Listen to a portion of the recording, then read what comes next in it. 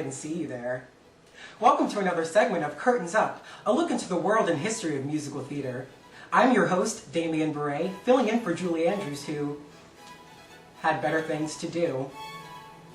Today we're going to be taking a look into the life and career of one of the most influential people in 20th century musical theater history.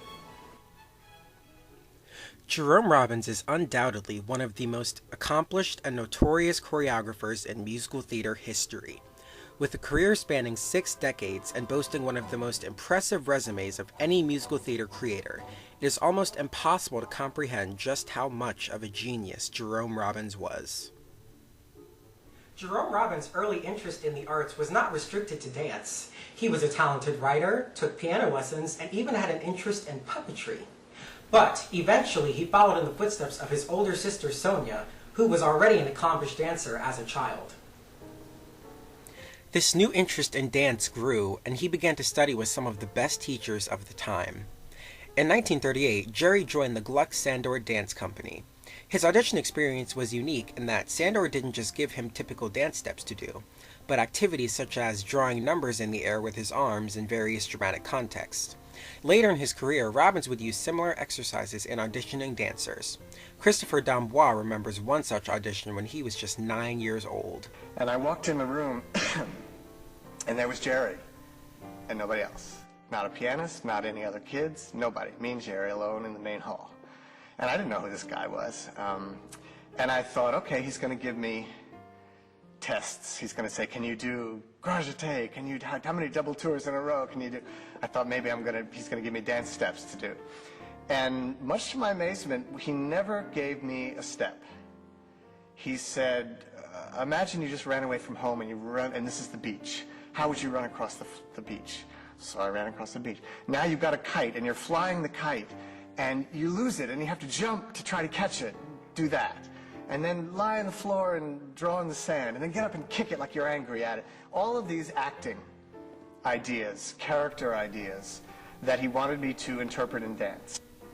In 1940, Robbins became a member of the Corps at the American Ballet Theatre. It was here where he came under the direction of George Balanchine. Balanchine and Robbins grew to have a great deal of respect for one another. Jerry, along with his contemporaries Agnes DeMille and Michael Kidd, form a direct dance lineage from Balanchine, and each of the three went on to make significant contributions to dance and musical theater. However, Jerry had the most success in storytelling and development of character through dance. While at the American Ballet Theatre, Robbins continued proposing ideas for original ballets, and in 1944, his wish was granted and he embarked on the creative journey that would launch his choreographical career into superstardom. Fancy Free, a story of 3 sailors on shore leave, melded ballet, jazz, and other popular styles. I kept propositioning the ballet company with 4-act and 5-act ballets. And then finally someone said, well, why don't you just do a small ballet with a few people, 1 set, so they can maybe get it on for you. Someone suggested to me The Fleet Soon, that picture by Paul Cadmus, which I thought, no, this is too raunchy for me. But it gave me the idea of working with sailors, which at that time were rife in New York because it was the middle of the war. So I just kept my eyes open about what they were doing, and then I wrote a ballet. It was about 2 of my best friends and myself in the company. We palled around together. To compose the score, Robbins turned to someone as unknown as he was. And that was Leonard Bernstein. I was still a dancer, traveling all over the United States with the ballet theater.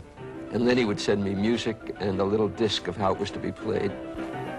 Anyway, my love, and I hope you like it. Good luck, Jerry. And that was the beginning of our collaboration.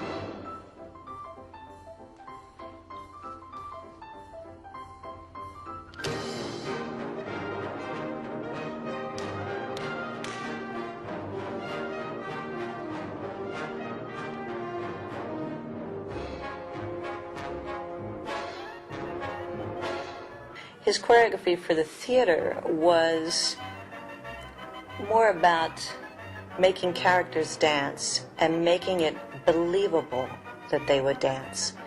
In the theater, you are choreographing for a character, you're choreographing for a particular time period, And it has to be believable that these people launch into song and dance. And watching Robbins work, he could make sailors start dancing, but never leave the physicality of being a real sailor. The solos Robbins made for his friends and for himself showed off their distinctive personalities. The first sailor had Harold Lang's brash, in-your-face charm.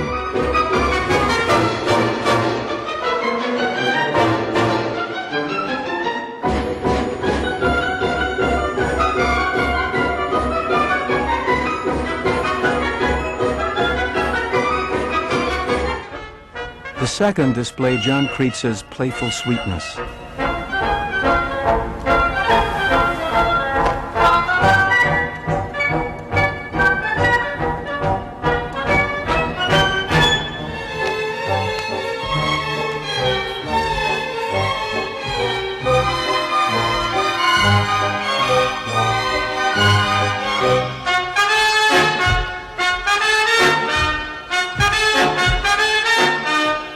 And the third sailor had all the swivel-hipped Latin moves Robbins had perfected.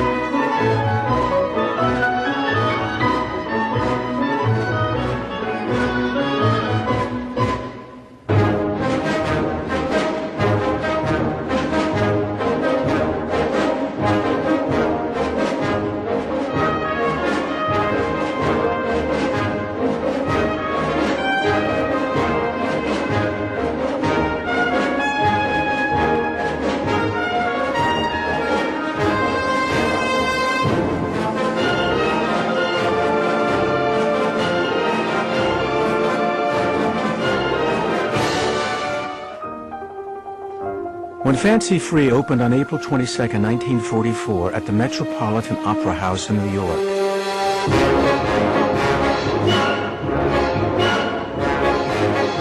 its astonished cast received 22 curtain calls. The ballet that had begun as a showcase for a novice choreographer had changed not only Robbins' life, but American ballet as well. Riding on the show's success, it was quickly turned into a Broadway musical later that year called On the Town, directed by George Abbott, and then made into an even bigger 1949 Hollywood film starring Gene Kelly and Frank Sinatra.